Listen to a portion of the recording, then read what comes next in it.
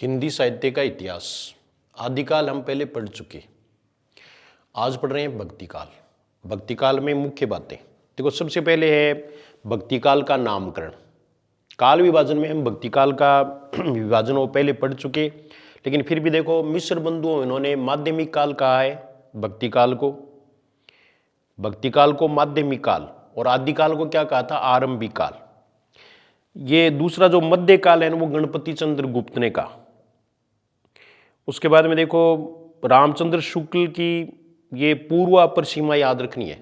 इन्होंने पूर्व मध्य काल को भक्तिकाल कहा, और ये 1050 ईस्वी से 1375 ईस्वी तक तो क्या था, आदिकाल, और 1375 से 1700 विक्रम संवत तक के भक्तिकाल।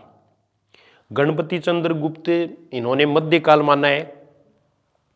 हजारी प्रसाद द्विवेदी ने भक्ति साहित्य कहा है, और श्याम सुंदर दास ने युग कहा ही है, भक्ति युग। नगेंद्र है, इन्होंने आदिकाल ही कहा, आदिकाल और भक्तिकाल ये दोनों ही नाम दिए थे, प्रारंभिक काल को आदिकाल का। इसके बाद में ग्रियर्सन वाला आपको बता दिया था। ग्रियर्सन ने भक्तिकाल को स्वर्णकाल कहा, 16वीं 17वीं शताब्दी को। राजनाथ शर्मा ने नवोन्मेष काल कहा।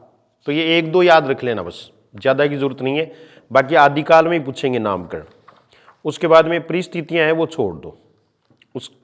फिर देखो भक्ति आंदोलन के उदय के कारण, तो रामचंद्र शुक्ल ने प्रमुख आधार इस्लामी आक्रमण से पराजित हिंदू जनता की असहाय एवं निराश मन स्थिति को माना। इनका जो स्टेटमेंट है वो आपको याद रखना है। अपने पौरुष से हताश जाति के लिए भगवान की शक्ति और करुणा की ओर ध्यान ले जाने के अतिरिक्त दूसरा मार्ग ही क्या था, ये शुक्ल का कथन है। इससे मिलता जुलता कथन है, वो हमें थोड़ा कंफ्यूज कर सकता है। तो ये देखिए डॉक्टर रामकुमार वर्मा का है, हिंदुओं में मुसलमानों से लोहा लेने की शक्ति नहीं थी। वे मुसलमानों को न तो पराजित कर सकते थे और न ही अपने धर्म की अवहेलना ही कर सकते थे। ये रामचंद्र शुक्ल का है। फिर देखो हजारी प्रसाद द्विवेदी का इंपॉर्टेंट है, सबसे इंपॉर्टेंट हजारी प्रसाद द्विवेदी का ही है, और इन्होंने भक्ति आंदोलन को भारतीय चिंताधारा का स्वाभाविक विकास माना। ये फर्स्ट ग्रेड में पूछ भी लिया। अगर इस्लाम नहीं आया होता तो भी इस साहित्य का 12 आना वैसा ही होता जैसा आज है। ये हिंदी साहित्य की भूमिका जो इनकी पुस्तक है उससे लिया गया है। फिर ग्रियर्सन ने भक्ति आंदोलन के उदय का कारण ईसाई धर्म को माना है, उसका प्रभाव मानते हैं। इनका एक स्टेटमेंट भी है कि भक्ति आंदोलन अचानक बिजली की चमक के समान फैल गया। कीथ वेबर विल्सन ये भी ईसाई धर्म को ही मानते हैं। फिर डॉक्टर ताराचंद ने भक्तिकाल का उदय अरबों की देन को माना, और हुमायूं कबीर हैं, आबिद हुसैन है, वो भी इसका समर्थन करते हैं। बाल गंगाधर तिलक ने भक्ति का मूल उद्गम भारतीय यानी प्राचीन भारतीय स्रोतों में माना। फिर ये देखिए आप इसके बाद में भक्ति का उदय व विकास। तो आपको इतना याद रखना है कि भक्ति आंदोलन का प्रारंभ है वो दक्षिण भारत के आलवार संतों से हुआ।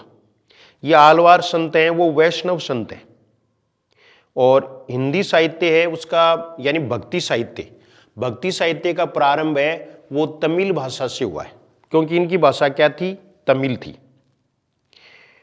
और आलवार है वो इनकी यानी ये वैष्णव जो थे इनकी संख्या कितनी थी, 12। आलवार हैं वो 12 थे। कबीर ने भी कहा है ना, भक्ति द्राविड़ी उपजी लाए रामानंद। तो उत्तरी भारत में लाने का श्रेय किसे दिया जाता है, रामानंद को दिया जाता है।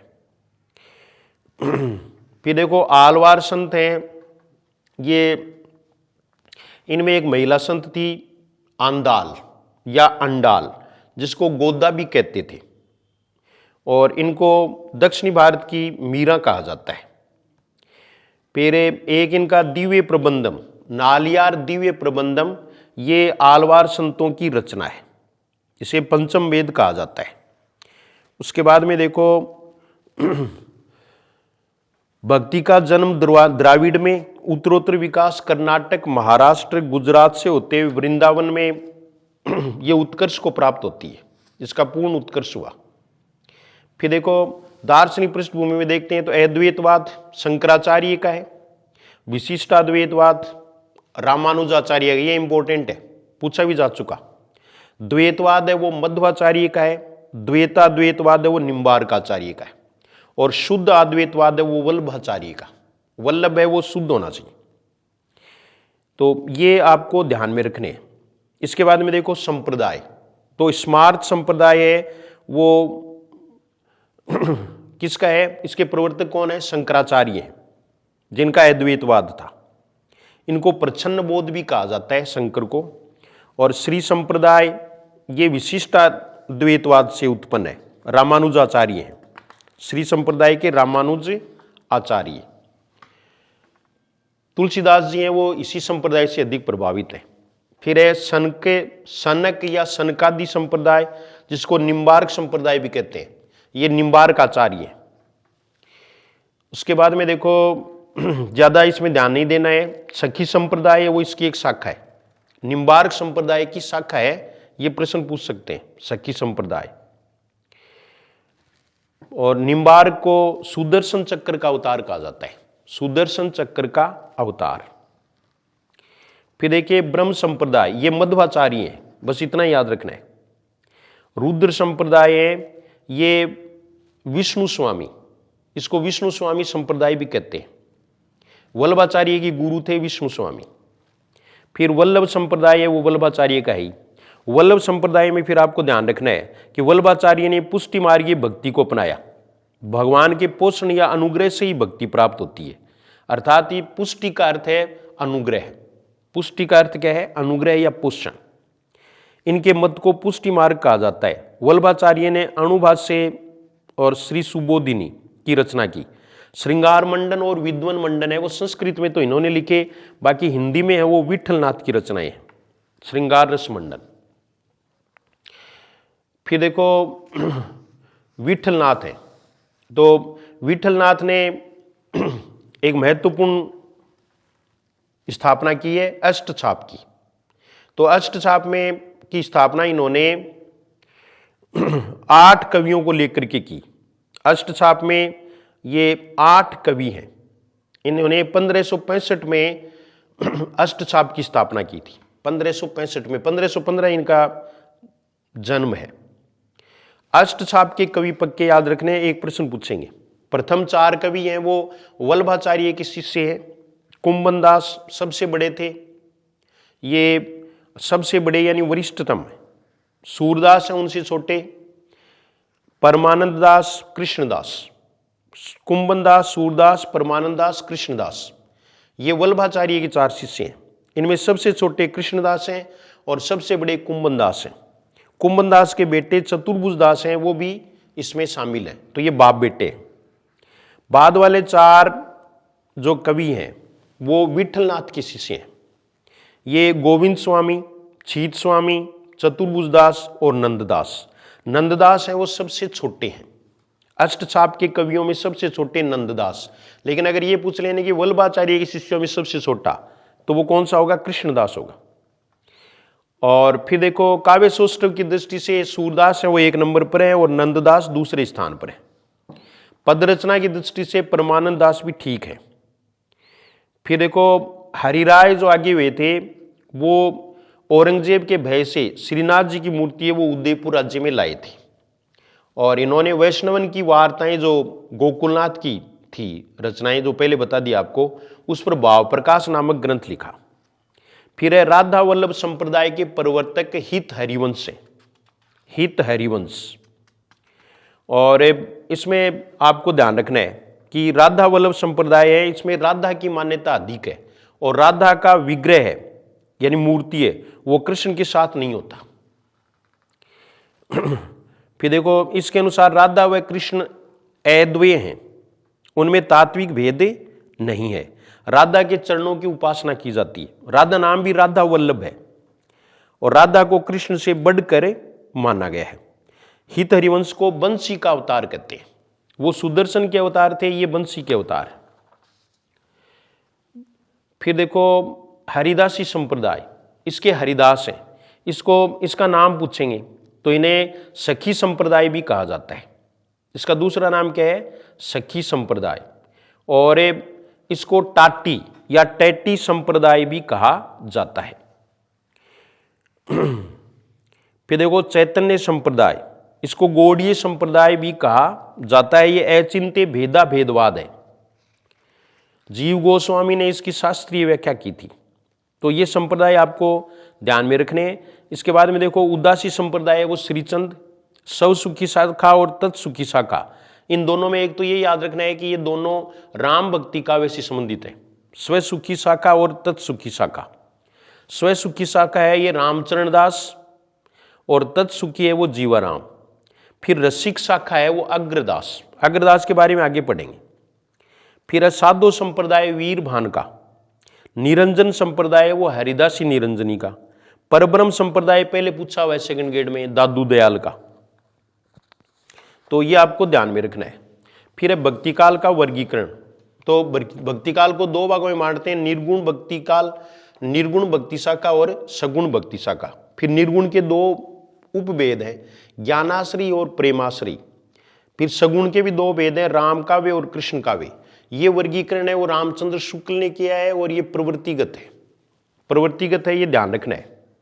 ज्ञानाश्री शाखा है, इसमें आपको एक नाम और याद रखना है और वो है कि डॉक्टर रामकुमार वर्मा ने ज्ञानाश्री शाखा को संत काव्य तथा प्रेमाश्री शाखा को सूफी काव्य कहा है। ये किसने कहा? डॉक्टर रामकुमार वर्मा ने। और फिर देखो हजारी प्रसाद द्विवेदी, इन्होंने संत काव्य को निर्गुण भक्ति साहित्य नाम दिया। संत काव्य की विशेषताएं आपको ध्यान में रखनी है कि निर्गुण व निराकार ब्रह्म की उपासना है। संत काव्य में भाव की प्रधानता है, कला की नहीं है। गुरु की महत्ता है। ये रहस्यवाद की प्रवृत्ति है। दोनों प्रकार के रहस्यवाद पाए जाते हैं, भावनात्मक भी और साधनात्मक भी। भावनात्मक रहस्यवाद है, उसमें दाम्पत्य प्रतीकों का प्रयोग होता है, जैसे दुल्हन, भरतार, ब्याह है, मंगलाचार। और साधनात्मक रहस्यवाद है, इसमें सहस्रार, शून्य, सहस्रदल, गगन, मंडल आदि का प्रयोग होता है। संतों का रहस्यवाद शंकर के अद्वैतवाद से प्रभावित है। फिर देखो संत काव्य में साधना की शास्त्रीय व्याख्या नहीं, अपितु लोक पक्ष ही ज्यादा मुखरित होता है। संत काव्य में रूढ़ियों तथा आडंबरों का विरोध किया गया है, जाति पाति का विरोध है, एकेश्वरवाद अपनाया गया है। ये इस्लाम धर्म से लिया इन्होंने। मूर्ति पूजा का विरोध भी इस्लाम धर्म से लिया। मानवतावादी इनका चिंतन है और ज्ञान की महत्ता का प्रतिपादन, क्योंकि ये ज्ञान को ही इस प्राप्ति का साधन मानते हैं। संत साहित्य में शास्त्र की अपेक्षा स्वानुभूत पर अधिक बल दिया गया, यानी शास्त्रों की अपेक्षा लोक पक्ष अधिक उजागर हुआ है। नारी विषयक चिंतन इनका अतिवादी और असंतुलित। संतों की जो भाषा है वो परिष्कृत भाषा नहीं है, संस्कृत के ये विरोधी से ही है। ये मान लो आप, सदुकड़ी व लोक भाषा का प्रयोग है, क्योंकि इसमें कहा गया है ना, संस्कृत है कूप जल भाषा बहता नीर। ये कबीर का है। शांत रस की प्रधानता है और अलंकारों का प्रयोग है वो भावों के उत्कर्ष के लिए किया गया है, चमत्कार के लिए नहीं। संतों का काव्य रूप मुक्तात्मक है, ये पक्का याद रखना है। संत काव्य है वो मुक्तात्मक है, प्रबंधात्मक नहीं है। गेय शैली का प्रयोग हुआ है। दोहा छंद का सबसे ज्यादा प्रयोग हुआ। वैसे साखी, शब्द, पद, चौपाई आदि भी प्रयुक्त हुए हैं। शुक्ल ने देखो तात्विक दृष्टि से संत न तो अद्वैतवादी है न एकेश्वरवादी, ये कथन शुक्ल का है। हिंदी का निर्गुण काव्य नाथ संप्रदाय से संबंधित है, नाथ संप्रदाय से ज्यादा प्रभावित है। दार्शनिक आधार भी कई बार प्रश्न पूछ लेते हैं, तो उपनिषदों से ब्रह्म जीव आदि को अपनाया। शंकर के अद्वैतवाद है, इससे इन्होंने माया का स्वरूप, रहस्यवाद ये अपनाए। नाथपंथ से इन्होंने प्रतीकात्मकता, शून्यवाद, गुरु की महत्ता को लिया। इस्लाम धर्म से एकेश्वरवाद और अवतारवाद का मूर्ति पूजा का विरोध। सूफी दर्शन से इन्होंने दाम्पत्य प्रतीक यानी भावनात्मक जो रहस्य है वो लिया, रहस्यवाद। और वैष्णवों से अहिंसावाद व प्रपत्तिवाद, ये इंपॉर्टेंट है। वैष्णवों से अहिंसावाद व प्रपत्तिवाद। प्रपत्तिवाद का मतलब है अनन्य, मानना। प्रमुख संत कवि हैं वो नामदेव पहले संत कवि माने जाते हैं, इनसे ही संत साहित्य की शुरुआत होती है। ये 1267 ईस्वी में महाराष्ट्र में थे, 13वीं सदी में। महाराष्ट्रीय संत हैं, ये छिपी या दर्जी जाति के थे और इनके गुरु खेचरनाथ थे, बिसोवा खेचर। हिंदू अंधा तुर्को काना दुवो तो ज्ञानी सयाना, ये कबीर का नहीं है, नामदेव का, ये ध्यान रखना है। हिंदू पूजे देहरा मुसलमान मसीद, नामा सोई सेविया जहां देहरा ना मसीद, ये नामदेव के याद रखने हैं। उसके बाद में कबीर पर ही प्रश्न पूछेंगे। तो कबीर में आपको जीवन काल याद रखना है, 1398 ईस्वी से 1518 ईस्वी तक, और इनका जन्म है वो तो काशी में और मृत्यु है वो मगहर में। नीमा और नीरू माता पिता थे, लहरतारा तालाब में मिले ये, पत्नी का नाम लोई था, पुत्र पुत्री कमाल कमाली, गुरु है वो रामानंद, रामानंद इनके गुरु थे। और सिकंदर ने काशी आकर इन पर आत्म अत्याचार किए। इनके ग्रंथ का नाम बीजक है। ग्रंथ का नाम क्या है? बीजक है। ये वीरदेव सिंह है, बघेल और सिकंदर लोदी के समकालीन थे। तो बीजक है, बीजक के 3 भाग हैं, साखी, शबद और रेमेनी। फिर आगे देखो, अन्य जो किताबें लिखी हुई हैं वो भी आपको ध्यान में रखनी है। बीजक है उसका संपादन तो धर्मदास ने किया। बाकी जैसे इन पर कबीर नाम से ग्रंथ है वो हरिप्रसाद हजारी प्रसाद द्विवेदी ने और डॉक्टर विजेंद्र स्नातक ने कबीर नाम से लिखा है, और संत कबीर नाम से रामकुमार वर्मा ने लिखा है। गुरु ग्रंथ साहब में इनके 228 पद व 238 साखियां हैं। कबीर साहित्य के 3 रूप माने जाते हैं जो बीजक के हैं, रेमेनी, शबद और साखी। रेमेनी है वो परम तत्व में रमण कराने वाली होती है, ये 2 चौपाई शैली में होती है। रेमेनिया है वो गुरु ग्रंथ साहब में यानी आदि ग्रंथ में संकलित नहीं है। और हिंदी में दाऊद की चंदायन के बाद कबीर ने ही रेमेनी का प्रयोग किया। बीजक का सबसे महत्वपूर्ण अंश रेमेनी है जिसमें दार्शनिक विचार है। शब्द है वो आपको ध्यान में रखना है, ये गे हैं, भक्ति भाव से संबंधित पद हैं। रेमेनी व शब्द दोनों गे हैं तथा इनकी भाषा ब्रज है। ये पूछा हुआ प्रश्न है ब्रज वाला। तो रेमेनी व शब्द की भाषा क्या है? ब्रज है। साखी है ये स्वानुभूत तथ्यों का वर्णन है, 2 हाथ छंद शैली में लिखा गया। ये प्रश्न भी पूछा हुआ है, साखी 2 हाथ छंद में। और सांप्रदायिक शिक्षा व जीवन संबंधी आध्यात्मिक उपदेश साखी में ही है। फिर कबीर की भाषा के बारे में भी आपको ध्यान रखना है। रामचंद्र शुक्ल ने सद्धूकड़ी या पंचमेली कहा, और गोविंद त्रिगुणायत ने भी सद्धूकड़ी कहा, रामकुमार वर्मा ने पूर्वी हिंदी कहा, और इसके अलावा ये हजारी प्रसाद द्विवेदी, इनका कथन याद रखना है, ने कबीर को वाणी का डिक्टेटर कहा, वाणी का बादशाह। उनके अनुसार भाषा कुछ लाचार सी बनकर कबीर के सामने नजर आती है। उन्होंने ठेठ शब्दों का प्रयोग करने के कारण कहा है, यानी इन्होंने ठेठ शब्दों का प्रयोग किया, इसलिए इनको भाषा का डिक्टेटर कहा जाता है। और ये कथन भी हजारी प्रसाद द्विवेदी का है। वे सिर से पैर तक मस्त मोला व स्वभाव से फक्कड़ थे। ये हजारी प्रसाद द्विवेदी। उसके बाद में देखो, थोड़ा फास्ट है, कल 1-2 ने शिकायत भी की थी कि क्लास है वो उसमें ये आजकल एक नई फैशन चल रही है एमसीक्यू। नाम सुन लिया बस, एमसीक्यू, मल्टीपल चॉइस क्वेश्चंस। हाँ, तो एमसीक्यू है वो आपको पहले अभ्यास करना चाहिए था। अब जो है ना वो डिटेल में जितना मैटर आप 2-4 दिन में समेट लोगे मुख्य वही ज़्यादा फायदे में रहेगा। फिर एमसीक्यू क्या होता है उसमें तो कर लोगे आप अपने आप, ठीक है ना। हाँ, लेकिन बात अपनी अपनी भाई, जिसको 2 फायदा है तो वो क्लास देखे, नहीं फायदा है तो फिर दूसरी चीज़ है वो पढ़ ले। फायदा होगा, प्रश्न इनमें से आ सकते हैं, मेरा मानना है, मैं मेरे अनुसार बता रहा हूँ आपको। तो हजारी प्रसाद द्विवेदी, ये भाषा पर कबीर का जबरदस्त अधिकार था। हिंदी साहित्य के हजारों वर्षों के इतिहास में कोई उत्पन्न नहीं हुआ। ये हजारी प्रसाद द्विवेदी का कथन कबीर के बारे में है। कथन आएंगे 2-3। फिर देखो कबीर की विशेषता देखो, भावनात्मक और साधनात्मक दोनों रहस्यवाद इनमें पाए जाते हैं, और बाह्य आडंबरों का इन्होंने खंडन किया, एकेश्वरवाद पर बल दिया, कला पक्ष की अपेक्षा भाव पक्ष की प्रधानता है। और ये कबीर की उलटवासियां हैं जिनको विपरीत कथन कहते हैं, ये सिद्धों से प्रभावित है। इसके बाद में देखो कबीर के ग्रंथों की सबसे पहली खोज है वो विल्सन ने की थी, H.H. विल्सन ने। फिर ये देखिए इनके गुरु रामानंद हैं, उनके बारे में देख लो कि ये इनका जीवन काल 1368 से 1468 ईस्वी है। रामानंद के गुरु राघवानंद थे, गुरु भी ध्यान में रखने। दक्षिण से उत्तर भारत में भक्ति लाने का इनको श्रेय दिया जाता है। और आचार्य हजारी प्रसाद द्विवेदी ने रामानंद को आकाश धर्मा गुरु कहा। इन्होंने रामावत संप्रदाय का प्रवर्तन किया जो बाद में श्री संप्रदाय में ही मिल गया। दूसरा देखो, इन्होंने भक्ति के द्वार हैं वो सबके लिए खोल दिए, शूद्र स्त्रियों सबके लिए खोल दिए थे। इन्होंने दास्य भाव की भक्ति पर विशेष बल दिया है।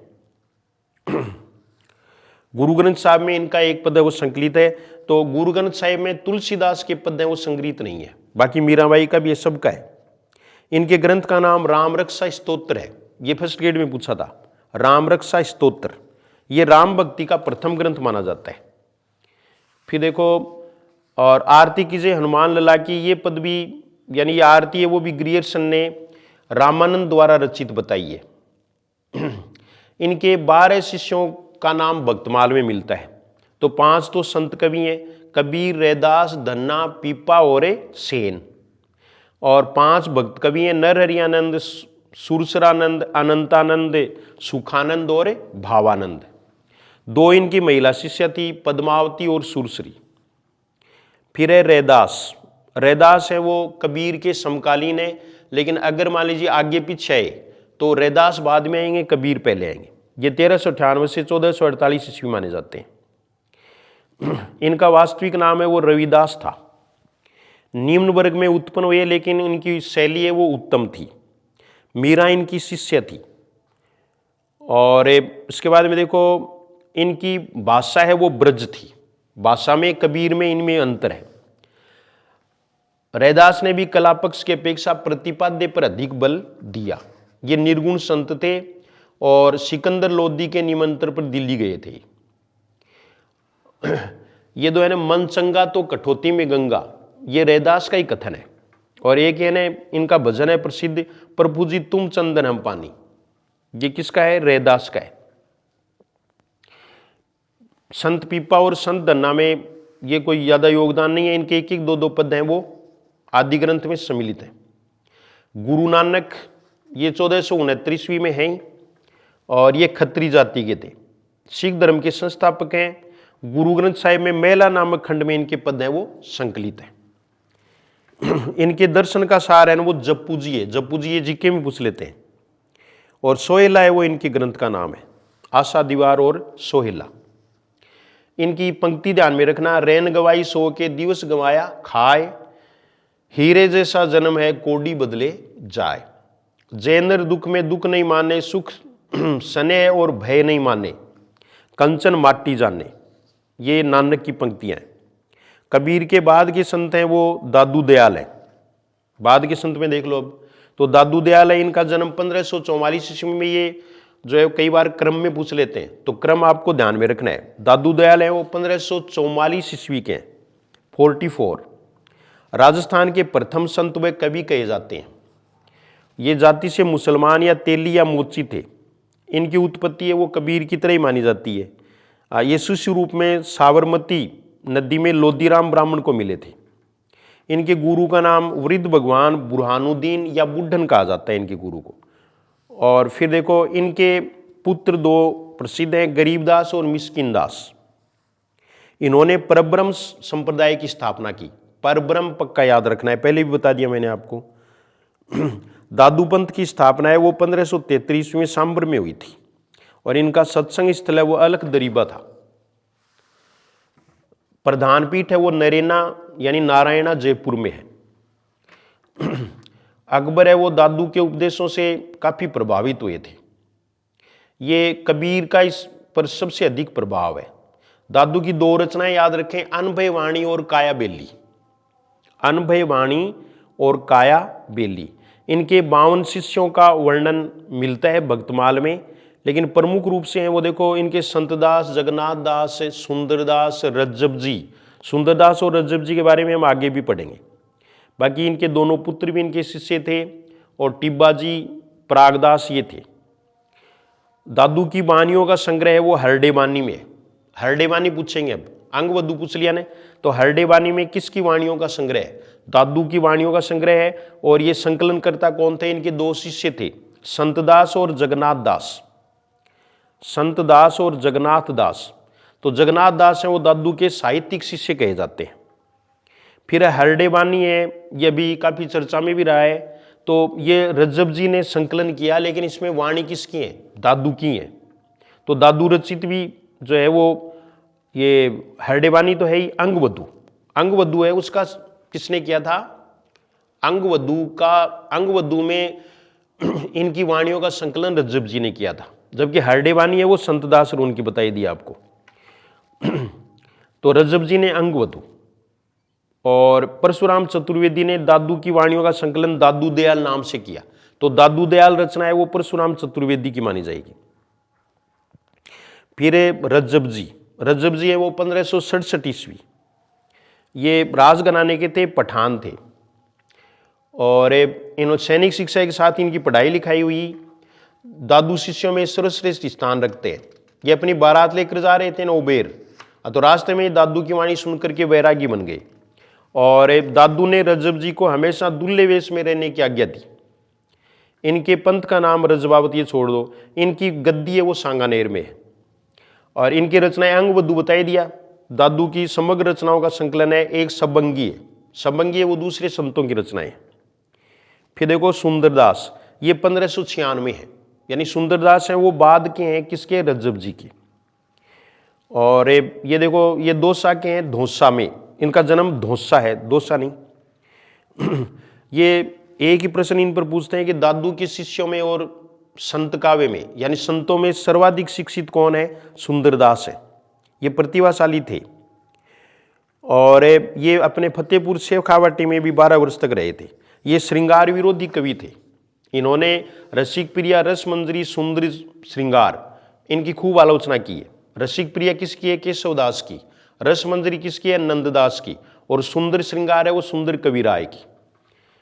और इन्होंने इनके 42 जो 42 ग्रंथ हैं उनका पुरोहित हरिनारायण शर्मा ने सुंदर ग्रंथली नाम से 2 भागों में विभाजित किया है। 2 ग्रंथ इनके प्रसिद्ध है। तो एक तो पूछेंगे नहीं सुंदर विलास, ज्ञान समुद्र पूछेंगे, ज्ञान समुद्र, क्योंकि बहुत ज्यादा पढ़ लिए तो इनका ज्ञान है वो समुद्र के समान हो गया। और सुंदरदास की भाषा है वो परिमार्जित ब्रज भाषा है। रामचंद्र शुक्ल का कथन भी याद रखना है, निर्गुणपंथियों में यही एक ऐसे व्यक्ति हुए जिन्हें समुचित शिक्षा मिली थी। तो यही व्यक्ति कौन? रामचंद्र शुक्ल। हजारी प्रसाद द्विवेदी, इन्होंने भी कहा है कि शास्त्रीय ढंग के वे एकमात्र निर्गुणिया कवि है। तो निर्गुणिया कवि है वो किसने कहा? हजारी प्रसाद द्विवेदी ने।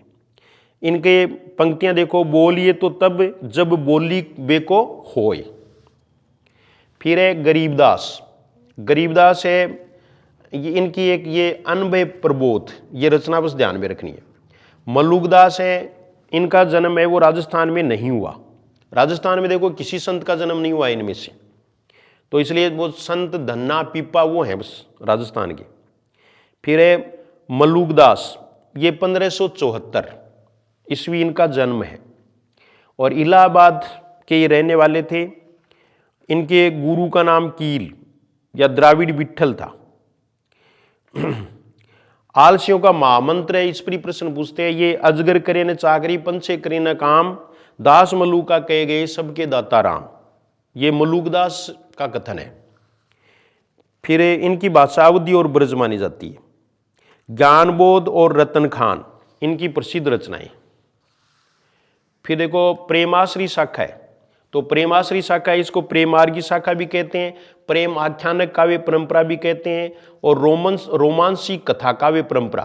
तो रोमांसी कथा काव्य परंपरा है वो गणपति चंद्र गुप्त ने कहा। सूफी शब्द की व्युत्पत्ति में कोई खास नहीं है। सूफ ऊन को कहते हैं, उससे हुई, और सफा है वो पवित्र को कहते हैं, शुद्ध या पवित्र। फिर देखो भारत में सूफी मत का प्रवेश है वो चिश्ती संप्रदाय से माना जाता है। मोइनुद्दीन चिश्ती इसमें प्रमुख थे। फिर ज्यादा लफड़े में नहीं पड़ना है। ये सूफी मत की विशेष बातें वो ध्यान में रखनी है कि इनमें प्रेम तत्व है उसको महत्व दिया गया है सबसे ज्यादा, और वो भी अलौकिक प्रेम को। और सूफी मत इस्लाम धर्म का ये एक अंग है। और सूफी कवि हैं वो प्राय क्या है, मुसलमान हैं। सूफी मत में इस्लाम धर्म जैसी कट्टरता न होकर उदारता है। ईश्वर निराकार निर्गुण है, सर्वव्यापी है, ये सूफी मत का मानना है। इसमें मजार पूज्य है और तीर्थ यात्रा भी मान्य है।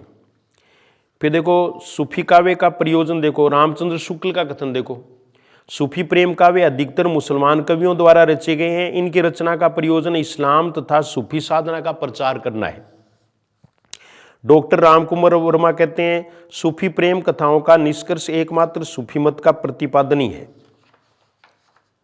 फिर देखो यानी सूफी सिद्धांत का प्रचार करना इनका प्रमुख उद्देश्य था। फिर देखो प्रयोजन का निष्कर्ष ये मुस्लिम सूफी कवियों ने सूफी सिद्धांत का प्रचार किया। और इसमें ईश्वरदास हैं, अब वो हिंदू कवियों ने विशुद्ध प्रेम काव्य की सृजना की। विशेषता देखो सूफी काव्य की विशेषताएं हैं, अलौकिक प्रेम की अभिव्यंजना है, भावात्मक या भावनात्मक रहस्यवाद की प्रधानता है, कथानक रूढ़ियों का प्रयोग है, भारतीय रूढ़ियां और ईरानी रूढ़ियां दोनों का प्रयोग हुआ है।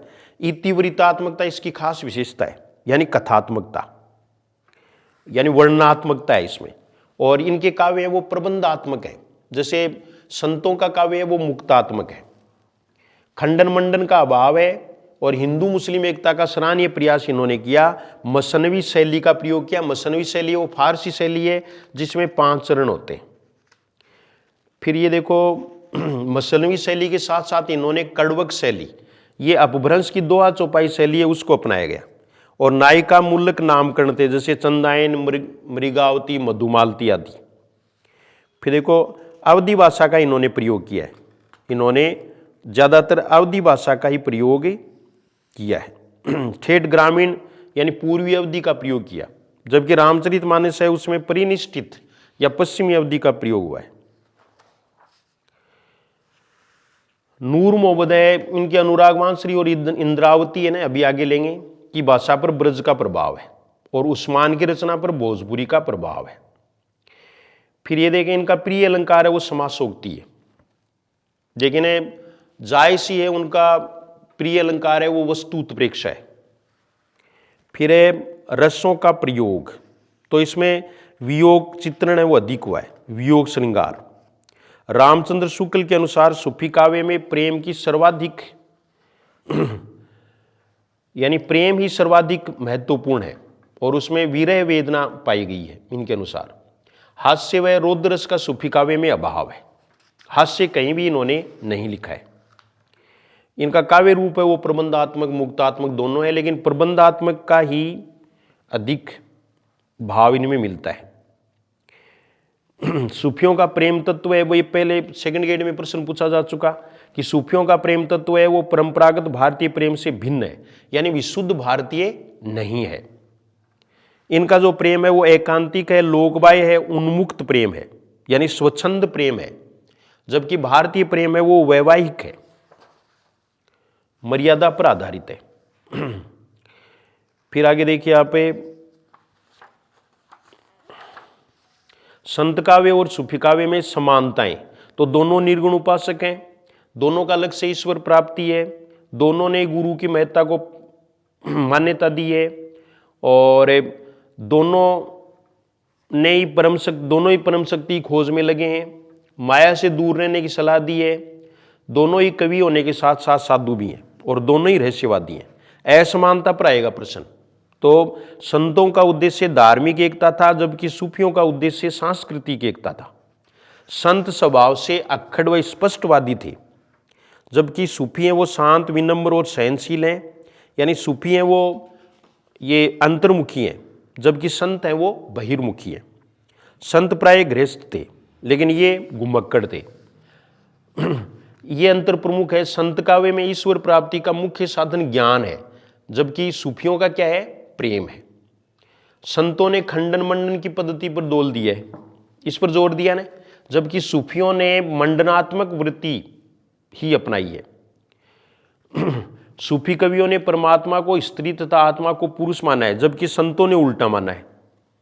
संत काव्य की भाषा अनिश्चित है, सधुकड़ी है, मिश्रित है, स्थानीय व सदूकड़ी थी, जबकि सूफी काव्य में प्राय अवधि का ही प्रयोग हुआ है। संत साधक हैं, उनमें कविता आ गई है, जबकि सूफी साधक व कवि दोनों हैं। फिर देखो ये रचनाएं, प्रेमाख्यानक देखो, सबसे पहले हंसावली, ये 1370 ईस्वी में।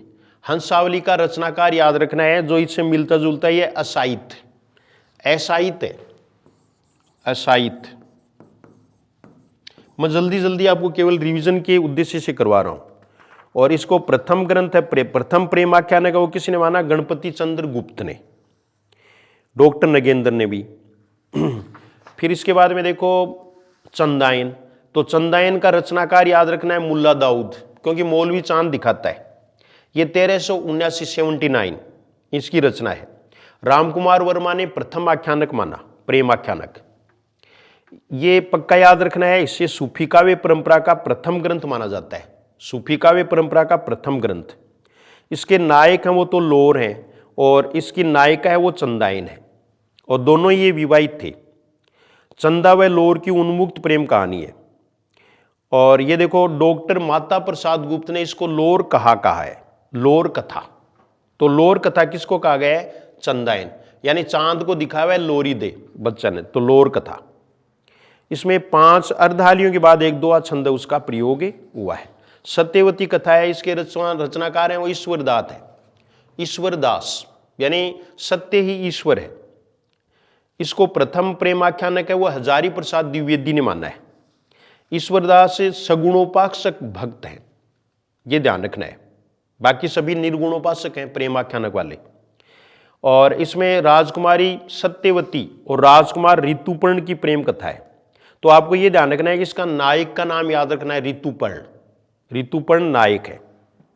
मृगावती देखो, इसके रचनाकार कुतुबन है, और रचनाकाल है वो 1503 ईस्वी है।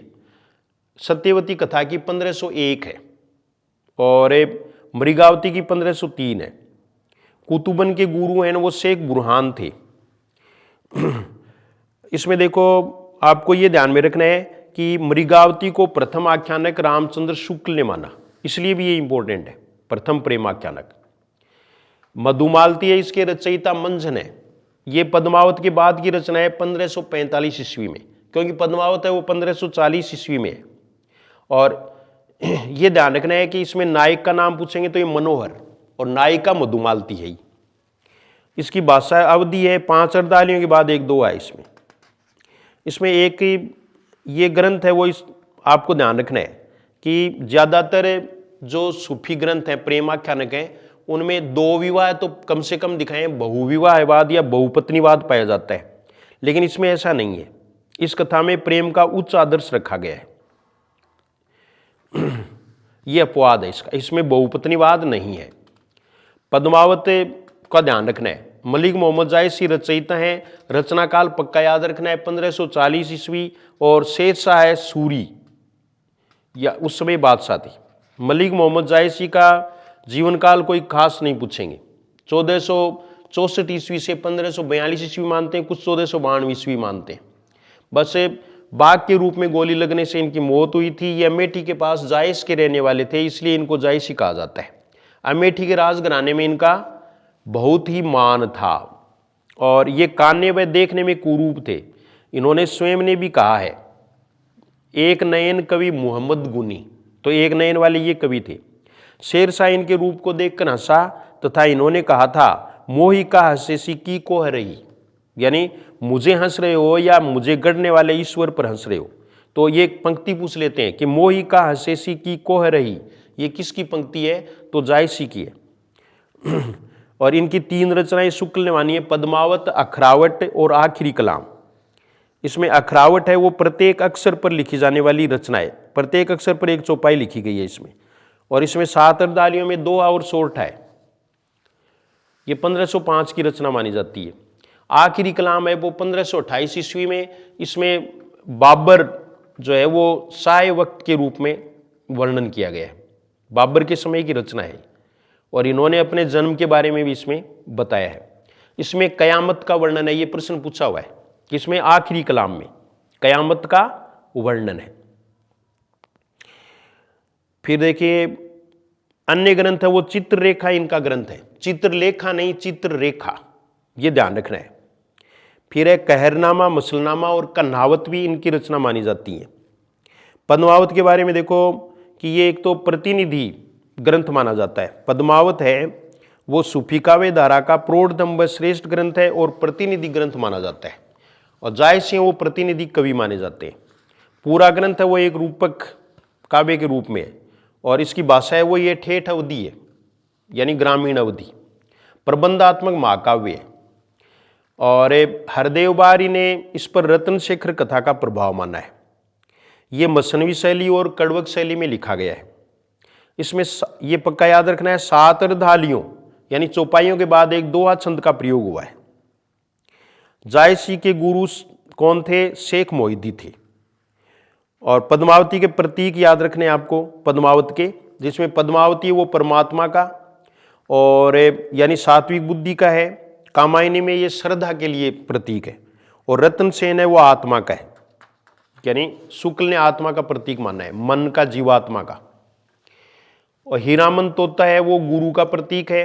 राघव चेतन है वो, यानी राघव चेतन जो पंडित है वो शैतान यानी आसुरी शक्ति का प्रतीक है। जो कामायनी में किलात आकुली और किलात है, किलात आकुली। अलाउद्दीन खिलजी माया का है। नागमती है वो सांसारिक बुद्धि, उधर कामायनी में ईड़ा है और ये नागमती है। चित्तौड़ है वो शरीर का है। सिंगल द्वीप है वो हृदय का है, और दिल्ली है वो परलोक का है। फिर ये देखिए आप, इसके 2 भाग हैं, तो पूर्वार्ध भाग कल्पित है और उत्तरार्ध भाग ऐतिहासिक माना जाता है। पद्मावत में कुल 57 खंड हैं, ये याद रखना है आपको। 57 खंड में देखो, इसमें नागमती वियोग खंड जो 30वां खंड है वो हिंदी साहित्य की अनुपम निधि कहा जाता है शुक्ल के अनुसार, 30वां खंड है। इसके अलावा देखो इसमें, क्योंकि इसमें 12 मासा वर्णन है नागमती वियोग में, तो ये आषाढ़ से ज्येष्ठ तक है, आषाढ़ से ज्येष्ठ तक पद्मावती का नक्शिक वर्णन इसमें किया गया है। फिर देखो, पद्मावत हिंदी साहित्य का एक जगमगाता रत्न है, शुक्ल ने कहा है। जायसी की कीर्ति का आधार पद्मावती है। जायसी का प्रिय अलंकार बता दिया पहले, हेतु उत्प्रेक्षा है। रतन सेन है वो चित्तौड़ के राजा यानी चित्रसेन के पुत्र हैं। पद्मावती है वो सिंगल द्वीप के राजा गंधर्व सेन की पुत्री है। और हीरामन है वो एक तोता है, सुआ है, और ये पद्मावती के पास था। राघव चेतन है वो सभा पंडित हैं रतन सेन की। नागमती है वो रतन सेन की पत्नी है। और गोरा बादल है वो वीर सैनिक है। अलाउद्दीन है वो दिल्ली के बादशाह उस समय थे। फिर ये देखिए आप, अन्य ग्रंथ देखो, लखम सेन पद्मावती कथा, ये दामोदर कवि की है, दामो कवि। और माधवानल कामकंदला गणपति की याद रखनी है। फिर देखो रूप मंजरी है वो नंददास की है। फिर छिताई वार्ता है वो नारायण दास की, 1590 ईस्वी इसकी रचना है। रूप मंजरी की 1568 है। और छिताई है वो इसमें नायिका का नाम है, और नायक है वो ढोल है। नायक कौन है? ढोल। फिर ये देखिए आप, इसका कथानक है वो पद्मावत से प्रभावित है। चित्रावली के रचनाकार याद रखने हैं, उस्मान, 1613 ईस्वी में। फिर रस रत्न है, इसके रचनाकार हैं पूहकर, ये 1618 ईस्वी में। ज्ञानदीप के रचनाकार हैं शेख नबी, ये 1619 में। ज्ञानदीप शेख नबी। हंस जवाहिर ये कासिम शाह है, 1731 ईस्वी। इंद्रावती है वो नूर मोहम्मद, ये 1744। अनुराग वांसरी है वो नूर मोहम्मद, ये 1764। और नल दमयंती है वो नरपति व्यास। ये रचनाओं का आपको ध्यान रखना है। जौन कवि पर एक ही प्रश्न पूछते हैं, सर्वाधिक प्रेमाख्यानक लिखने वाले थे। सर्वाधिक प्रेमाख्यानक लिखने वाले, इनकी भाषा राजस्थानी थी, राजस्थानी मिश्रित ब्रज, यानी इन्होंने 29 प्रेमाख्यानक लिखे। प्रमुख रचनाएं इनमें पहले कथा लगेगा, कथा रत्नावली, कथा कनकावती, ऐसे नाम है। फिर देखो सगुण भक्ति धारा की मूल प्रवृत्तियां, ये निर्गुण भक्ति पूरी होगी। सगुण भक्ति, इसमें अवतारवाद में विश्वास है, लीलावाद का महत्व है, भक्ति की प्रधानता है, और जीवन के विविध पक्षों का वर्णन है। ब्रज और अवधि दोनों भाषाओं में रचनाएं की गई हैं। ठीक है। और मंदिरों के रक्षक है वो प्रथम आचार्य रामानुज को कहा जाता है। राम भक्ति काव्य पहले ले रहे हैं, दो है राम भक्ति काव्य और कृष्ण भक्ति काव्य। तो देखो पौमचर्यु तो हमने पढ़ा था स्वयंभू का, अगर पौमचर्यम आ जाए तो ये विमल सूरी का है। पौमचर्यम किसका है? विमल सूरी का। और श्री संप्रदाय से इनका संबंध रहा है। रामानंद है वो राम काव्य के मेरुदंड माने जाते हैं। हिंदी भाषा में राम काव्य पृथ्वीराज राजस्व में द्वितीय समय में दशावतार वर्णन है। फिर राम को विष्णु का अवतार माना गया है। शांत रस की प्रधानता है इसमें, और अवधि भाषा की भी प्रधानता है। और दूसरा देखो अग्रदास, अग्रदास हैं वो भी तुलसीदास से पहले के हैं, रामानंद भी पहले के हैं। तो तुलसीदास के पूर्ववर्ती राम भक्त हैं वो एक तो रामानंद हो गए। रामानंद है, इनकी पंक्ति याद रखनी है, जाति पाति पूछे नहीं कोई, हरि को भजे सो हरि को होई। फिर देखो अग्रदास, ये अग्रली नाम से स्वयं को जानकी की सखी मानकर काव्य की रचना करते थे। इनके बारे में एक ही प्रश्न पूछते हैं। राम भक्ति परंपरा में रसिक भावना यानी श्रृंगार का समावेश है, उसका श्रेय अग्रदास को दिया जाता है, और ये तुलसीदास से पहले के हैं। बस इतना है, इनकी रचना है वो प्रसिद्ध ध्यान मंजरी है, ध्यान मंजरी। फिर विष्णुदास हैं, ये भी पहले के हैं तुलसीदास के। इन्होंने वाल्मीकि रामायण का हिंदी में रूपांतरण किया था। ईश्वरदास हैं, वो भी पहले के हैं, 1480 के हैं ईश्वरदास। ईश्वरदास की 3 जो राम भक्ति से संबंधित रचनाएं वो भी ध्यान में रखनी है। सत्यवती कथा तो हमने प्रेमाख्यान के रूप में ली थी। राम जन्म अंगद पैज है, इसमें ये वीरसपूर्ण ग्रंथ है, और भरत मिलाप। फिर देखिए तुलसीदास पर प्रश्न आना लगभग तय है। 1532 से 1623 ईस्वी इनका जन्म काल है, और इनका जन्म स्थान है वो शुक्र यानी सोरो, यह हजारी प्रसाद द्विवेदी और गणपति चंद्र गुप्त के अनुसार। और राजापुर रामचंद्र शुक्ल हैं, वो हिंदी के राजा ही हैं, तो इन्होंने राजापुर माना है। राम बोला आत्माराम दुबे पिता, हुलसी माता का नाम है, सुरतीय नरतीय नागतीय सब चाहती अस कोय, ये तुलसी का कथन है रहीम के लिए। और ये गोद लिए हुलसी फिरे तुलसी सो सुत होय, ये किसकी पंक्ति है? रहीम की, ये याद रखनी है। हाँ, और राम भक्ति के मूर्धन्य कवि हैं। 252 वैष्णवी की वार्ता में नंददास को तुलसी का छोटा भाई बताया गया, चचेरा भाई है। इनसे संबंधित रचनाएं वो एक तो मूल गोसाई चरित, एक गोसाई चरित, ये बेनी माधव दास की हैं, इनके शिष्य हैं। ये रघुवरदास भी इनके शिष्य हैं। तुलसी चरित इन्होंने लिखा। और दास्य भाव की इनकी भक्ति है वो दास्य भाव की है। इनको हिंदी का जातीय कवि है वो रामविलास शर्मा ने कहा, हिंदी का जातीय कवि।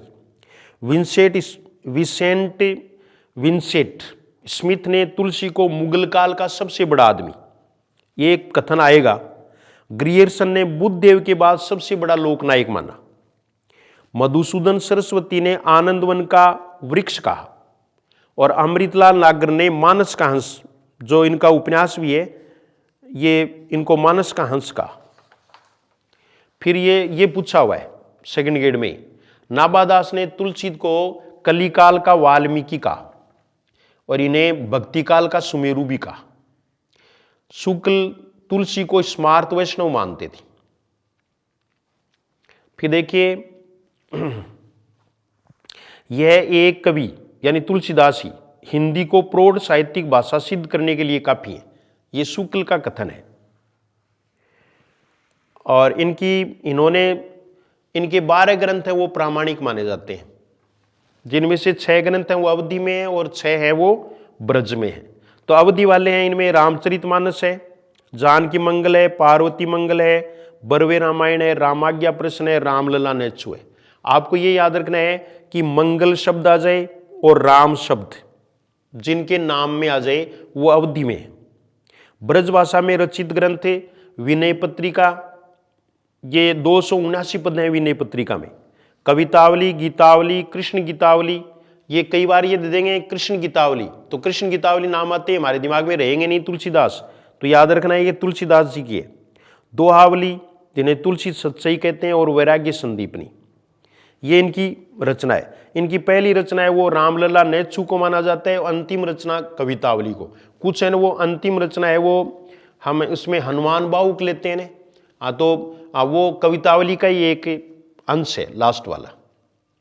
तो रामलला नेच्छु है, इसमें ठेठ अवधि का प्रयोग हुआ है और ग्रामीण अवधि का प्रयोग हुआ है। ये पद्मावत के निकट है इसकी भाषा। 20 छंदों की प्रबंधात्मक रचना है। रामाज्ञा प्रश्न है, ये ज्योतिष ग्रंथ है जिसमें 7 सर्ग है। ये पंडित गंगाराम के अनुरोध पर इन्होंने इसकी रचना की। जानकी मंगल वैराग्य संदीपनी ये है ही। फिर देखो गीतावली, गीतावली में 7 कांड हैं और ये मुक्त काव्य है। इसमें वात्सल्य रस का सुंदर विधान किया गया है।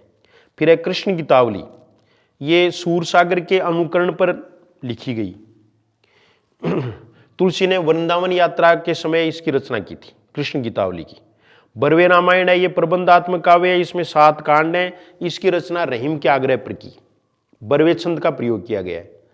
फिर देखो कवितावली, ये तुलसीदास की अंतिम रचना मानी जाती है और इसे कवित रामायण भी कहते हैं, क्योंकि इसमें कवित सवैया व छप्पे छंदों में राम कथा है। इसमें भी 7 कांड हैं। ये मुक्त काव्य है वैसे। फिर देखो विनय पत्रिका, मानस के बाद दूसरी महत्वपूर्ण रचना है। इसमें तुलसी का आत्मनिवेदन है और इसमें 279 पद आपको पहले बता दिए, ये नेट में पूछे थे। और ये रागों पर आधारित इसमें इन्होंने रचना की है। कलिकाल से मुक्ति पाने के लिए तुलसी ने एक पत्रिका राम के दरबार में भेजी, उसी का नाम विनय पत्रिका है। रामचरितमानस देखो 1631 विक्रम संवत यानी 1574 ईस्वी में इसकी रचना शुरू हुई थी। 2 वर्ष 7 माह 26 दिन लगे। शिव की प्रेरणा से अयोध्या में इसकी रचना की गई। संवत 1631 करो कथा हरिबद्ध धरी शीशा, ये तुलसीदास ने रामचरितमानस की रचना के बारे में कहा है। भाषा अवधि है, शैली दोहा चौपाई है और इसका प्रधान रस है वो शांत है। और तुलसी की अक्षय कीर्ति का आधार है ये। मानस 7 कांडों में विभाजित है। कांड है वो आपको सिलसिलेवार ध्यान में रखने हैं। जैसे पहला कांड है वो बाल कांड है, दूसरा अयोध्या कांड है, तीसरा अरण्य कांड है, चौथा किष्किंधा कांड है, 5वां सुंदर कांड है, छठा लंका कांड है और 7वां उत्तर कांड है। ये आपको ध्यान में रखना है, क्रम ध्यान में रखना है। सबसे बड़ा है वो बाल कांड है, जो अलग से भी आपके सिलेबस में है। फिर देखिए रामचरितमानस में समन्वय की विराट चेष्टा के दर्शन होते हैं। ये हजारी प्रसाद द्विवेदी का कथन है। अपरिमित धैर्य लेकर एक पुत्र पैदा हुआ जिसने भारत में समन्वय की चेष्टा की, यह भी हजारी प्रसाद द्विवेदी का है। फिर देखिए तुलसी किसी भाषा की और किसी कवि में नहीं है, सफाई और किसी में नहीं है, ये शुक्ल का कथन है। कविता करके तुलसी न लसे कविता ही लसी, या तुलसी की कला, ये हरिओद की पंक्ति है, अयोध्या सिंह हरिओद। तुलसी गंग दोऊ भये सुकविन के सरदार, ये भिखारीदास की पंक्ति है। तुलसी रूपकों के सम्राट कहे जाते हैं। और शुक्ल ने अनुप्रास का बादशाह कहा है।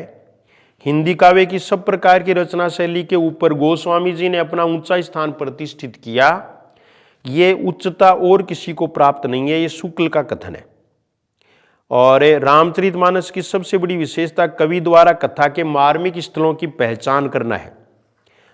और प्रत्येक कांड में पहले जो प्रारंभिक रचना है वो संस्कृत में स्तुति है। तुलसी ने सर्वप्रथम मानस है वो रस खान को सुनाया था, ऐसा भक्तमाल में मिलता है। तुलसी ने यानी शुक्ल ने तुलसी को जनता का प्रतिनिधि कवि कहा है। जाके प्रिय ने राम वैदेही केशव काय कहीं न जाए का कहिए, ये विनय पत्रिका से ली हुई पंक्तियां हैं। और ये तिरछे नयन करी, यह ने तिरछे करी नयन दे सैन तिने, ये कवितावली की है। तो ये कवितावली के अवधेश के बालकचारी सदा तुलसी मन मंदिर में भी रहे, ये कवितावली के है। और फिर देखो नाभादास है वो तुलसी के समकालीन है, ये ध्यान रखना है बस। और नाभादास के बारे में आपको बता दिए पहले ही, बस अष्टयाम और वो ध्यान में रखने। अष्टयाम और भक्तमाल ये इनकी रचनाएं हैं। फिर देखो केशवदास, ये 1555 ईस्वी यानी तुलसी के बाद के हैं। 1555 से 1617 ईस्वी तक। तो इनका जन्म बुंदेलखंड के ओरछा नगर में हुआ था।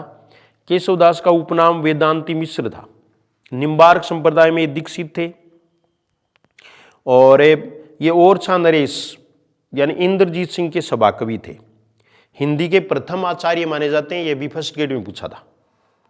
शुक्ल ने इन्हें कठिन काव्य का प्रेत कहा है। ये प्रश्न आ सकता है, कठिन काव्य का प्रेत। रामचंद्रिका है वो राम काव्य से संबंधित इनकी रचना है। तो रामचंद्रिका है, इसका प्रकाशन 1601 ईस्वी में है और इसमें 39 यानी 39 प्रकाश है। ये ध्यान में रखना है। रामस्वरूप चतुर्वेदी ने रामचंद्रिका को छंदों का अजायब घर कहा है। इसकी भाषा है वो ब्रज है, बुंदेलखंडी ब्रज भाषा। प्रसाद गुण की प्रधानता है। फिर ये देखो स्टेटमेंट है इसमें, प्रबंध रचना के योग्य न तो केशव में शक्ति थी और न ही अनुभूति। ये शुक्ल का कथन है। केशव को कवि हृदय नहीं मिला था, ये भी शुक्ल का कथन है। केशव ने रामचंद्रिका की रचना पांडित्य प्रदर्शन के लिए की थी। यानी ये केशव के यहाँ अगर आ जाए ना केशवदास के बारे में, तो इनको रामचंद्रिका में संवाद योजना में सबसे अधिक सफलता मिली है। फिर देखो सेनापति, तो सेनापति वैसे तो रीतिकाल में पढ़ेंगे, लेकिन इनकी रचना कवित रत्नाकर है। इसमें चौथी और पांचवी तरंग है वो राम काव्य से संबंधित है। काव्य कल्पद्रुम है वो इनकी दूसरी रचना है। कवित रत्नाकर और काव्य कल्पद्रुम। और ऋतु वर्णन में ये बेमिसाल है, प्रकृति का वर्णन करने में और उसमें भी ऋतु वर्णन करने में। इनका सर्वाधिक प्रिय अलंकार श्लेष है। बिहारी का भी श्लेष है, इनका भी श्लेष है। फिर आगे देखिए आप, ये क्रम दान में रखना। देखो रामानंद है सबसे पहले 1368 ईस्वी में, फिर विष्णुदास 1424 ईस्वी में, फिर ईश्वरदास है वो 1480 ईस्वी में, तुलसीदास है वो 1532 ईस्वी में, केशवदास है वो 1555 में है, नाबादास है वो 1570 में है और प्रियादास है वो 1612 ईस्वी में। तो आपको तुलसीदास के संदर्भ में इनको ध्यान में रखना है। फिर ये देखिए कृष्ण भक्ति काव्य, इसकी विशेषताएं देखो। कृष्ण को सगुण ब्रह्म के रूप में पूजा जाता है इसमें, और गेय मुक्त काव्य की प्रधानता है इसमें। माधुर्य भक्ति को अधिक महत्व दिया गया है। ब्रज भाषा की प्रधानता है, वात्सल्य व श्रृंगार रस की प्रधानता है और इसमें संगीतात्मकता अधिक पाई जाती है। कृष्ण भक्ति काव्य की पृष्ठभूमि इसमें वल्लभाचार्य है। वल्लभाचार्य ने कृष्ण भक्ति धारा की दार्शनिक पीठिका तैयार की। फिर आगे देखिए आप, विठलनाथ के बारे में हम पहले पढ़ चुके, बस अष्टछाप की स्थापना है। फिर देखो सूरदास अष्टछाप के कवि हैं इसमें। तो सूरदास है 1478 ईस्वी से 1583 ईस्वी इनका जन्मकाल है। ये रूनकता गांव यानी इनका ये माना गया है ये रूनकता के थे, ठीक है। और फिर देखो कुछ हैं वो सीही को भी मानते हैं, सीही, लेकिन शुक्ल है वो रूनकता को ही मानते हैं। वल्लभाचार्य इनके गुरु थे और ये गऊ घाट पर इनको मिले थे। वल्लभाचार्य इनको 1509-10 में मिले थे। उसके बाद में इन्होंने दैन्य भाव के पदों के स्थान पर और प्रेम माधुर्य व वात्सल्य के पद रचने शुरू किए। वल्लभाचार्य इन्हें प्यार से सूरसागर कहते थे और इनकी मृत्यु वो पारसोली गांव में हुई थी। इन्हें पुष्टि मार्ग का मेरुदंड भी कहा जाता है। इनकी भाषा परिष्कृत ब्रज है। ब्रज को साहित्यिक रूप देने वाले प्रथम कवि सूरदास हैं। सूरदास द्वारा 3 रचनाएं प्रमुख रूप से हैं इनकी, सूरसागर, सूरसारावली और साहित्य लहरी। तो सूरसागर है, इसका उपजीव्य काव्य वो श्रीमद् भागवत पुराण है। ये इस पुराण के 10वें स्कंद के 46वें व 47वें अध्याय पर आधारित है सूरसागर, ये याद रखना है आपको। और फिर देखो सूरसागर है वो गेय मुक्त काव्य है गीति शैली में।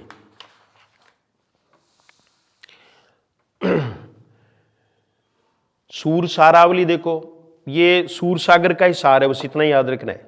साहित्य लहरी ये इनका रीति ग्रंथ है साहित्य लहरी। इसमें दृष्टकूट पद है। इसमें इन्होंने स्वयं को चंद्रवरदायी का वंशज बताया है। 108 दृष्टिकूट पद है। दृष्टिकूट पद है वो यानी मुश्किल में समझ में आने वाले पद हैं। और फिर देखो विठलनाथ ने सूरदास के निधन पर यह कहा था, पुष्टि मार्ग को जहाज जात है सो जाग को कुछ लेनो हो सो ले। ये ध्यान रखना है। तो पुष्टि मार्ग का जहाज किसने कहा? विठलनाथ ने। शुक्ल ने सूरदास को जीवनोत्सव का कवि कहा है। सूरदास वात्सल्य व श्रृंगारस के सम्राट थे, ऐसा भी शुक्ल ने कहा है। सूर अपनी आंखों से वात्सल्य का कोना कोना छान आए, ये शुक्ल का कथन है। सूर की सबसे बड़ी विशेषता है नवीन प्रसंगों की उद्भावना। ये जो है वो ऐसी प्रतिभा है वो तुलसी में भी शुक्ल ने नहीं मानी। और सबसे ऊंची सुरीली और मधुर जनकार अंधे कवि सूरदास की वीणा की थी। तो ये इन्होंने अष्टछाप कवियों को 8 वीणाएं मानी। फिर ये देखिए आप, सूरदास जब अपने विषय का वर्णन शुरू करते हैं तो मानो अलंकार शास्त्र हाथ जोड़कर उनके पीछे दौड़ा करता है, ऐसा हजारी प्रसाद द्विवेदी ने कहा। सूरदास को खंजन नयन और भावाधिपति भी कहा जाता है। फिर देखो सूर की भक्ति है वो सख्य भाव की है। सूर को भ्रमर गीत का जनक माना जाता है। भ्रमर गीत है वो श्रीमद् भागवत पुराण है, उसके 10वें स्कंद के 47वें अध्याय में मिलता है। शुक्ल ने सूर सागर से 400 पदों का चयन कर भ्रमर गीत सार से लिख दिया। भ्रमर गीत के पद हम पढ़ेंगे उसमें। और भ्रमर गीत है वो उपालम काव्य है, जिसमें भ्रमर को लोल्लू पुरुष का प्रतीक माना गया। शुक्ल के अनुसार ऐसा उपालम काव्य दूसरा नहीं मिलता। शुक्ल ने इसे ध्वनि काव्य माना है। और इसमें उद्धव गोपी संवाद है पूरे में, जिसमें निर्गुण का खंडन है और सगुण का मंडन है। यानी भ्रमर गीत में ज्ञान पर प्रेम की और योग पर भक्ति की विजय पुष्ट की गई है। फिर है नंददास ने भंवर गीत लिखा है। परमानंद दास और कृष्णदास ने भी भ्रमर गीत लिखा है, कुंभन दास ने नहीं लिखा। और फिर देखो अष्टछाप के कवियों में ये कृष्णदास हैं, इन्होंने भी भ्रमर गीत लिखा है। जगन्नाथ दास रत्नाकर इन्होंने उद्धव शतक लिखा और सत्यनारायण कविरत्न ने भ्रमर दूत लिखा। फिर है कुंभन दास, ये सबसे बड़े हैं अष्टछाप के कवियों में। और ये क्षत्रिय किसान थे, गृहस्थ थे। और इनके छोटे पुत्र हैं चतुर्भुज दास, वो भी अष्टछाप के कवि हैं। उम्र में सबसे बड़े थे। सबसे पहले इन्होंने दीक्षा ली थी 1492 में, 1900 नहीं 1492 ईस्वी में। संतन को कहा सीकरी सो काम, आवत जावत पनिया टूटी बिसर गयो हरि नाम, ये कुंभन दास का ही कहावा है। फिर देखो परमानंद दास है, इन्होंने भी भ्रमर गीत लिखा था, ये ध्यान रखना है। इनकी रचना का नाम दान लीला है। कहा करो बैकुंठी जाई, ये इनकी प्रसिद्ध पंक्ति है। कृष्णदास है, इनको कृष्णदास अधिकारी कहते थे, क्योंकि ये श्रीनाथ के मंदिर के प्रबंधक थे, इसलिए इनको अधिकारी नाम से जाना जाता था। भ्रमर गीत इन्होंने भी लिखा। मीराबाई की 11 मोहरों की भेंट स्वीकार कर दी थी इन्होंने। इनकी रचना है वो जुगल भान चरित है। इनकी मौत 1578 में कुएं में गिरने से हुई थी। मोमन गिरधर छवि पर अटक्यो, ये इनका प्रसिद्ध भजन है। फिर है नंददास। तो नंददास है वो युवावस्था में निकृष्ट वासना के शिकार हुए, परंतु विठलनाथ के संपर्क में आने के बाद ये भक्त बन गए थे। इनकी रचनाओं में भाव पक्ष की अपेक्षा कला पक्ष की प्रधानता है, ये ध्यान रखना है। और फिर देखो कि इनके बारे में एक उक्ति प्रचलित है, वो शुक्ल ने कहा है, और कवि गढ़िया नंददास जड़िया, ये शुक्ल का कथन है। इनकी रचना देखो नाममाला, मान मंजरी, रूप मंजरी इनकी है, रस मंजरी, श्याम सगाई भी इनकी रचना है, रास पंचाध्यायी है, ये नंददास को जड़िया कवि की उपाधि प्रदान करती है। और ये रोला छंद में है, 5 अध्यायों में विभक्त है। इन्हें यानी वियोगी हरि ने इसे हिंदी का गीत गोविंद भी कहा है। फिर देखो इसमें आगे देखिए आप, नंददास शब्दों के कुशल शिल्पी माने जाते हैं। इन्होंने परिमार्जित ब्रज भाषा का प्रयोग किया है। कहत श्याम संदेश एक में तुम पे आयो, यह नंददास का कथन है। फिर देखो बाकी और कोई ज्यादा कवित्व में इनका कोई योगदान है। ध्रुवदास में देखिए, ध्रुवदास इन्होंने 42 ग्रंथों की रचना की थी, जिनको 42 लीला के नाम से जाना जाता है। इनकी जैसे भक्त नामावली है, ब्रज लीला है, मान लीला है, दान लीला है, ये इनकी रचना है। रीतिकाल व भक्तिकाल कवियों की श्रृंखला जोड़ने वाले रस सिद्ध कवि हैं ध्रुवदास। ने ही नागरीदास की रचना याद रखनी है, राधाष्टक। फिर देखो इसमें नरोत्तम दास की रचना का नाम है सुदामा चरित। फिर है मीराबाई, तो 1504 से 1563 ईस्वी इनका जीवन काल माना जाता है। ये कुड़की गांव की थी, पाली जिले में कुड़की, चौकड़ी भी उसे कहते हैं, और मेड़ता के समीप इनका ये रहना सहना था कुड़की गांव में। राठौड़ वंश में मेड़तिया शाखा में हुआ। इनके पिता का नाम रतन सिंह था, दादा का नाम राव दूधा था। दादा और दूधा पति हैं वो भोजराज थे, और इनका विवाह 1516 ईस्वी में हुआ था। इनके गुरु रैदास, दूसरे गुरु जीव गोस्वामी, विठलनाथ से भी इन्होंने दीक्षा ली थी, और तुलसीदास हैं ये पत्र गुरु हैं, इनकी पत्र द्वारा दीक्षा ली। फिर देखो इन्होंने रणछोड़ जी के मंदिर यानी द्वारका में, ये सेकंड ग्रेड में पूछा हुआ है, कृष्ण की मूर्ति में समा गई थी, तो ये द्वारका में समाई, वृंदावन में नहीं, ये याद रखना है। रचनाएं देखो मीरा पदावली तो है, इसके संपादक है वो परशुराम चतुर्वेदी हैं। नरसिंह जी को मायरो, गीत गोविंद की टीका, राग गोविंद, राग सोरठ, नरसिंह मेहता की हुंडी और रुक्मणी मंगल, ये इनकी रचनाएं हैं। पंत ने मीरा को भक्ति का के तपोवन की शकुंतला व मरुस्थल की मंदाकिनी कहा है। काव्यगत विशेषताएं देखो, इनमें माधुर्य भाव की प्रधानता है, और ये मीरा स्त्री मुक्ति की आवाज बनकर उभरी। कृष्ण को पति मानने के कारण इनकी भक्ति कांत भाव की भी मानी जाती है। कला पक्ष की अपेक्षा भाव पक्ष की, ये सबसे इंपॉर्टेंट है कि प्रधानता है। भाव है भाषा की अकृत्रिमता, अकृत्रिमता का मतलब स्वाभाविकता इनमें पाई जाती है। और राजस्थानी मिश्रित ब्रज भाषा इनकी भाषा है, मुख्य रूप से राजस्थानी है। प्रमुख स्वर है वो विप्रलम श्रृंगार का है, यानी हाँ उनका काव्य वो आंसुओं से सिक्त है। मीरा के पद गेय हैं, और इनके जो रचनाएं वो प्राय मुक्तात्मक हैं। रस खान देखो 1533 ईस्वी में जन्मे ये, इनका मूल नाम याद रखना है सैयद इब्राहिम, ये दिल्ली के पठान सरदार थे। विठलनाथ से इन्होंने दीक्षा ली थी, ये प्रश्न भी पूछा हुआ है। ये प्रथम मुसलमान कृष्ण भक्त कवि हैं। सविया छंद में इनका कोई सानी नहीं था, इनको सविया नाम से जाना जाता था। शुद्ध साहित्य की इनकी भाषा है ब्रज। श्रृंगार व वात्सल्य रस की प्रधानता है। फिर देखो भारतेंदु ने इनके बारे में कहा है, इस मुसलमान हरिजन पे के 3 हिंदू वारिये। ये किसके बारे में कहा? रस खान के बारे में। अगर ये आता है इन मुसलमान कवियों में, तब दोनों आ जाएंगे, रस खान और रहीम। ये देखो, और कृष्ण भक्तों के समान इन्होंने गीति काव्य का आश्रय न लेकर कवि छवियों में अपने सच्चे प्रेम की व्यंजना की है। ये शुक्ल का कथन है रस खान के बारे में। रचनाएं सुजान रस खान तो है, प्रेम वाटिका इनकी रचना है, अष्टयाम इनकी रचना है, दान लीला इनकी रचना है। और फिर देखो अन्य रचनाएं देखो, भक्ति काल की अन्य प्रवृत्तियां हैं वो रणमल छंद है वो श्रीधर व्यास, और विरुद्ध छियत्री ये दूरसाजी आडा है। राणा रासो है वो ये दयाराम है। रत्न रासो है वो कुंभकर्ण है। फिर देखो कवि गंग भी है, ये अकबरी दरबारी कवि काव्य में देखो कवि गंग यानी गंगा प्रसाद इनका पूरा नाम था। ये बीरबल के मित्र थे, समस्या पूर्ति के लिए प्रसिद्ध थे। रहीम ने एक बार इनके छप्पे पर 36 लाख पारितोषिक दिया था। नूरजहां ने हाथी से कुचलवाकर मरवा दिया था इनको। और इनकी रचना याद रखनी है, चंद छंद वर्णन की महिमा। ये खड़ी बोली गद्य की पहली रचना है, ये प्रश्न आ सकता है। रहीम देखिए, ये रहीम है वो रहीम खान खाना, ये बैरम खां के पुत्र थे।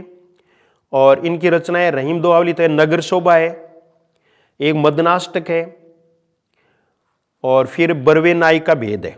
बरवे नाई का भेद है वो तुलसीदास की रचना नहीं है, वो बरवे रामायण है। श्रृंगार सोरठ है, रास पंचाध्यायी नाम से इन्होंने भी रचना लिखी थी।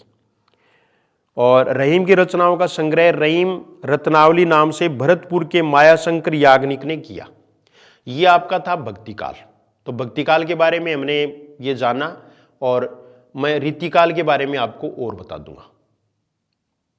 तो ये देखो फास्ट रिवीजन है, परीक्षा में इससे यानी इस तरह से फास्ट ही थोड़ा पढ़ना है और थोड़ा थोड़ा ध्यान रखना है। तो मैंने तो ये सोचा कि भाई आपका थोड़ा रिवीजन हो जाए। कुछ फालतू चीज़ें हैं वो, आधी चीज़ें हैं वो फालतू इसमें से हटा दी गई हैं। बस इतना ही फायदा है इसका, तो इसको सुन लें। हो सकता है कि परीक्षा में इसमें से कुछ प्रश्न है वो आ जाए। धन्यवाद।